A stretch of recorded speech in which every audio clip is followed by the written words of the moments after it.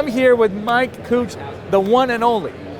Mike, would you mind just doing a quick intro for me about leverage and what you do? Yeah, sure. Yeah, I work with primarily with agencies, smaller agencies that are serving the small business community, and help them scale their services by, what I call, and I think the word is pretty widely adopted now, productized services. So, love it. Yeah, trying to replace time and talent with something that you can actually scale up. So you have this beautiful word I love as well. It's called leverage. Yes. Define leverage for me, if you can. Yeah, to me, I think it's just getting the most for the least amount of effort. So, what can you do to make your results as big as possible with the least amount of input? I think the agencies that struggle are the agencies that have little to no leverage in their services. Right. Right? That's absolutely right. Like they don't have a blueprint on how to do SEO, so they start like figuring it out. Yeah. And then the next client, they're like, oh, well, it's completely different. Yes. What do you recommend for that agency owner that is looking to have more leverage?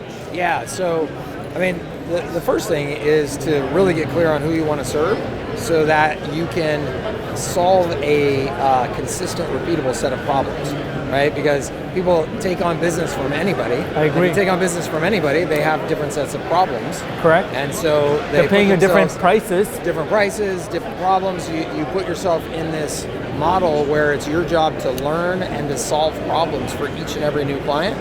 And that's great if you're doing that for huge companies that can pay you a ton of money to solve those problems. For custom solutions. Work. Small businesses can't do that. So if you're servicing small businesses, you've got to decide who it is that you're serving so you get a consistent set of problems so that you can create a consistent solution. Something that you create once and then you just roll out over and over and over again for those customers. And then what happens when they do want to go into a second niche or something like that? Do they build another offer? Yeah, just repeat the process. I think, in most cases, agencies probably don't need to go into a second niche. I agree 100%, long but try time. convincing that to an agency owner. Them, yeah, exactly. They're like, you're holding me back. I need 7 niches. Yeah. No, unfortunately, that is common. It's like, no, okay, what is one big mistake you see agency owners making over and over and over again, and you're out there on YouTube Live telling them what to do, and they just don't listen? What would that be?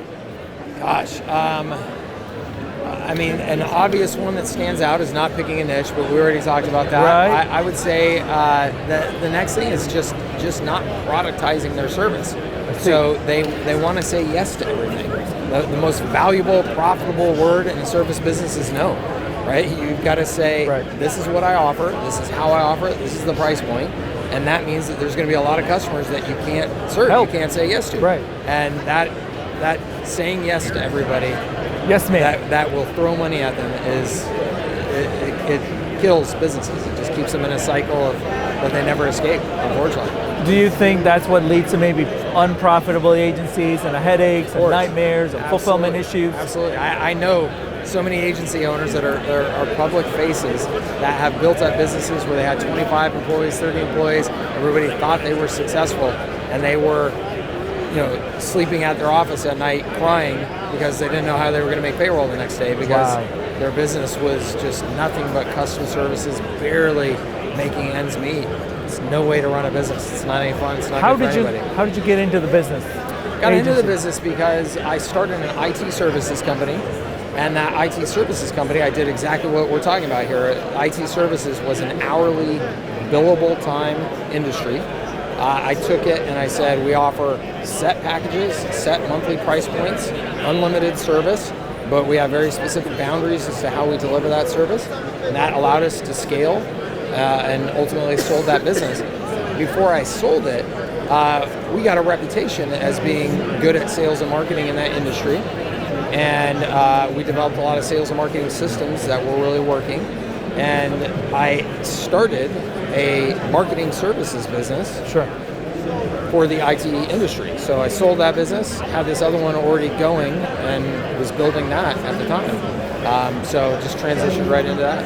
And do you still have that business, by the way? I don't have that business. That's a totally crazy story. I had a business partner took over. No, he unfortunately defaulted on hundreds of millions of dollars of debt with another business, my gosh. and it got tangled up in that business, so I ended up winding it down because it was It's such not a worth mess. it. Yeah. Got it. So But- now your passion is to helping agencies figuring out systems. I love, and I still run now I have a media business here in San Diego, so Sure. it's like my local agency here, but it's not an agency, it's a media business. Sure. But I provide marketing services to local businesses here in San Diego to help them grow through that media. And then, I love to work with entrepreneurs. I love to train entrepreneurs, work with entrepreneurs, see their journey, do anything I can to help. It's awesome. It's a great community. What piece of advice would you give that entrepreneur who's struggling because they find themselves saying yes to so many things and now they can't scale it? Yeah. I mean, I feel for them. I have so much empathy. I And know. so do you. I do We're too. both here to help them, but Yeah. how do we lend a hand? I got to tell you the story as to how I got to the point where I finally learned to say no. It's because I was at a breaking point. I was literally up to my eyeballs in debt. I was working my face off. I had my first baby on the way, and my who ended up becoming my business partner, but was my employee at the time. We were sitting down, and I was like, man, I'm about to break. Like I'm at a point where I just can't do this anymore. And he said, well, I am too, because you say yes to everybody because you think we need the money, and it's breaking our ability to provide this service. And when I heard him say that, I was like, oh my gosh, I have to start being selective about who I say yes to. It doesn't matter if they can pay me, so that my service delivery team can do their job at margins that will allow me to escape this thing. And I would say that's the thing for anybody listening that's in that place, is you've just got to have the discipline to say, here's who I serve, here's how I serve them, and then anything outside of that, say no to. And you will very quickly get to a point where it's like you realize, oh, wait a minute, I'm starting to get this escape velocity.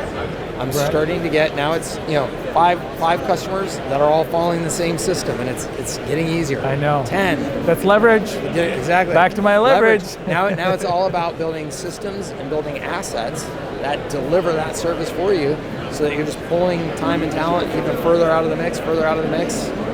So when you get to that place where you will finally have some momentum and you're not doing all-nighters, what's a healthy gross profit margin? Forget net. I think 65% to me is like, you really want to be aiming for around that range or higher.